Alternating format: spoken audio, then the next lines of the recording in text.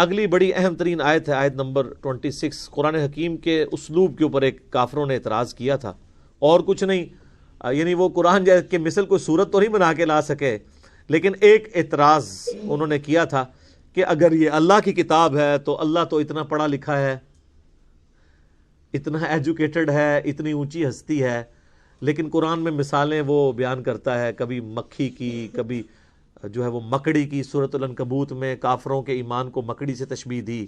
سورہ الحج کے اندر کہا کہ یہ جن کو اللہ کے سوا پکار رہے ہیں یہ ایک مکھی پیدا نہیں کر سکتے، اور مکھی سے کوئی چیز چھین کے لے جائے یہ واپس نہیں لا سکتے.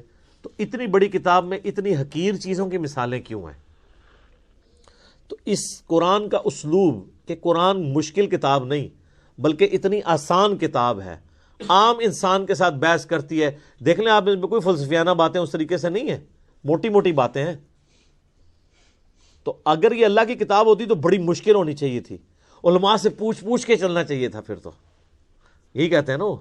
اور قرآن کم از کم 4 دفعہ سورۃ القمر میں کہہ رہا ہے وَلَقَدْ يَسَّرْنَا الْقُرْآنَ لِلذِّكْرِ فَهَلْ مِن مُدَّكِرٍ. قرآن کو ہم نے نصیحت کے لیے آسان کر دیا ہے کوئی جو نصیحت حاصل کرے اس سے؟ تو اتنی مشکل کتاب ہونی چاہیے تھی اگر یہ اللہ کی کتاب ہے. تو اللہ تعالیٰ نے وہ متھ توڑی ہے. ان اللہ لا یستحیی ان یضرب مثلا ما بعوضۃ فما فوقها. بے شک اللہ اس بات سے شرم محسوس نہیں کرتا کہ وہ مچھر کی مثال دے یا اس سے بھی کسی حقیر چیز کی. کیوں؟ اللہ کا مقصد کسی کے اوپر اپنا علمی روب ڈالنا نہیں ہے، اللہ کا مقصد بات سمجھانا ہے. اور بات سمجھانے والا شخص جو ہوتا ہے نا وہ کبھی مشکل الفاظ نہیں استعمال کرتا.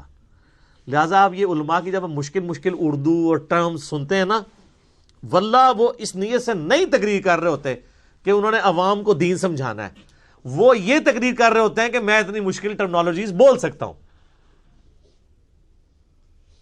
اور پھر کہتے ہیں دیکھا جی وہ علامہ صاحب نے بڑے مشکل لفظ استعمال کیے.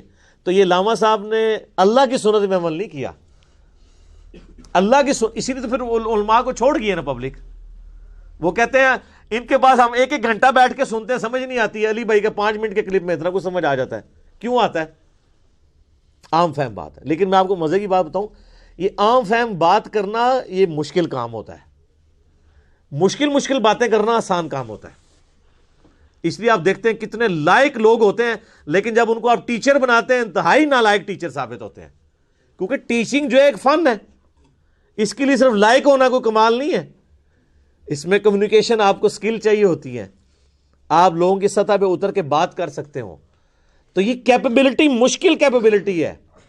آپ یہ نہ سمجھیے گا جو مشکل باتیں کرتا ہے وہ آسان باتیں بھی کر سکتا ہے. آسان طریقے سے بات کرنا یہ زیادہ مشکل ہوتا ہے، اور مشکل طریقے سے بات کرنا یہ زیادہ آسان ہوتا ہے. ان کی کمپیٹنسی بھی نہیں ہوتی ہے. تو اللہ تعالیٰ ماتا ہمارا یہ مقصد نہیں ہے کہ ہم کسی کے اوپر روب ڈالیں گے. یہ کہتے ہیں اللہ نے یہ مثال کیوں بیان کی ہے؟ اللہ اس بات سے حیا محسوس نہیں کرتا. فَأَمَّا الَّذِينَ آمَنُوا، پس جو لوگ بات مان لیتے ہیں، فَيَعْلَمُونَ أَنَّهُ الْحَقُّ مِن رَبِّهِمْ، تو وہ اس چکر میں نہیں پڑتے کہ یہ مکھی کی مثال کیوں آ گئی، یہ مچھر کی مثال کیوں آ گئی، یا میں اپنے بارے میں کرتا ہوں، میں کبھی کوئی مثال کوئی پھکی کی بات کر دی یا ٹنی کی بات کر دی تو بات سمجھانے کے لیے کوئی اگزامپل کے طور پہ بھی بات کر دی. تو جو بات ماننے والے ہیں سمجھنے والے ہیں وہ ان چکروں میں نہیں پڑتے الفاظی کے اوپر. وہ کہتے ہیں یہ ہمارے رب کی طرف سے سچ بیان ہوا ہے، بات وزنی ہے، اس چکر میں نہ پڑھو کہ اسلوب کیسا ہے اس کا. فَأَمَّا الَّذِينَ كَفَرُوا، جبکہ جو بات نہیں ماننے والے ہوتے ہیں، ہر بات میں وہ بات کی کھال اتارنے والے ہوتے ہیں، اور ان کا مقصد بات ماننا نہیں ہوتا بلکہ انکار کرنے کا کوئی بہانہ تلاش کرنا ہوتا ہے.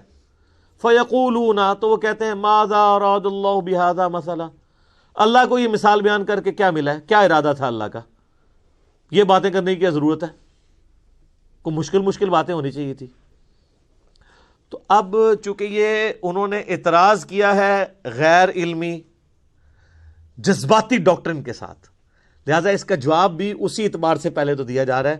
یضل بہ کثیرا ویہدی بہ کثیرا، اللہ کا مقصد یہ ہے کہ تاکہ اس مثال کے ذریعے بہت سے لوگوں کو گمراہ کر دے اور بہت سے لوگوں کو ہدایت دے. مراد یہ نہیں ہے کہ قرآن کتاب گمراہی ہے، وہ تو آیا ہے قرآن میں ھدی للناس وبینات من الھدی والفرقان، یہ پوری انسانیت کے لیے ہدایت ہے، ہدایت کے روشن دلائل ہیں، اس میں حق اور باطل میں تمیز کرنے والی کتاب ہے. اس کتاب کا مقصد کسی کو گمراہ کرنا نہیں ہے، مقصد یہ کہ یہ الٹیمیٹلی تمہاری گمراہی کا سبب اس اعتبار سے بن جائے گی کہ تم اس کو مان کر ہدایت پہ آ جاؤ گے اور نہ مان کے گمراہ ہو جاؤ گے. جیسا شیطان نے کہا تھا کہ اے اللہ اس آدم کی وجہ سے تو نے مجھے گمراہ کیا ہے، حالانکہ آدم کی وجہ سے نہیں ہوا تھا، وہ ہوا خود ہی تھا، لیکن اس نے یہ کہا کہ نہ آدم پیدا ہوتا تو نہ میرے امتحان آتا تو نہ اسرا ہوتا. تو انڈائریکٹلی یہ بات ادھر بھی اللہ تعالیٰ نے کہا ہے کہ اللہ تعالیٰ نے اس لیے کیا ہے کہ تم تاکہ جو ماننے والے ہیں ان کا ایمان میں اضافہ ہو جائے گا، جو نہ ماننے والے ہیں وہ گمراہ ہو جائیں گے، اور جو ماننے والے ہیں ان کو ہدایت مل جائے گی. اس کا یہ مطلب قطعاً نہیں ہے کہ قرآن پڑھ کے کسی کو گمراہی ملتی ہے، نعوذ باللہ من ذالک، یہ عقیدہ کفر ہے. میرا یوٹیوب پہ ایک کلپ بھی ہے، انڈیا پاکستان اور بنگلہ دیش کے لوگوں کے دو کفریہ علماء کے دو کفریہ عقیدے. ایک کفریہ عقیدہ یہی ہے اس میں سے کہ جی قرآن جو ہے یہ گمراہ کر دیتا ہے. یہ اکثر آپ سنتے ہیں نا، قرآن گمراہ کر دیتا ہے ڈائریکٹ پڑھنے سے انسان. اچھا انڈائریکٹ پڑھنے سے بھی گمراہی ہوتا ہے، انڈائریکٹ کدھر پڑھنے دیتے ہیں؟ وہ کہتے ہیں پڑھنا ہی نہیں ہے، ڈائریکٹ انڈائریکٹ ہے، وہ انگریزی والی رہ گئے. انڈائریکٹ نہ انہوں نے خود پڑھا ہوا ہوتا ہے اور نہ کسی کو پڑھنے دیتے ہیں. وما يضل به الا الفاسقین، اور اس سے گمراہ تو نہیں ہوتے ہیں مگر وہ لوگ جو نافرمان ہیں، نافرمانی کی روش اختیار کیے ہوئے لوگ ہیں، جو جان بوجھ کے گمراہ ہونا چاہتے ہیں. وہ ان کے لیے قرآن میں پھر گمراہی ہے، کیونکہ جب وہ چاہ ہی رہے ہیں کہ ہم نے قرآن پاک میں نکالنی ہے اس قسم کی باتیں جس سے ہم قرآن سے دور بھاگیں، تو ظاہر ہے پھر قرآن پہ انہوں نے عمل کہاں سے کرنا ہے. حتیٰ کہ علماء یہود کے بارے میں سورہ الجمعہ میں آیا کہ ان کی مثال ان گدھوں کی سی ہے، جیسے گدھے کے اوپر کتابیں لاد دی جائیں نا، اس کتاب سے وہ اکتساب نہیں کر سکتا. لہٰذا علماء یہود کے پاس پروفیسیز موجود تھیں ان کی کتابوں میں کہ نبی آخر الزماں آئیں گے صلی اللہ علیہ وآلہ وسلم، لیکن ان کتابوں سے انہوں نے اکتساب نہیں کیا تو برباد ہو گئے. تو جو کتابوں سے اکتساب کرے اس کے لیے یہ باتیں نہیں کہ وہ گمراہ ہوگا، جو کتاب ہونے کے باوجود اس پہ عمل نہ کرے یا شوکیس میں بس سجا کے رکھے، پڑھی ہوں کتابیں پڑھی ہوئی نہ ہو، وہ گمراہ ہوتے ہیں. اسی تو ہم کہتے ہیں کتابوں کا خدا اور ہے اور بابوں کا خدا اور.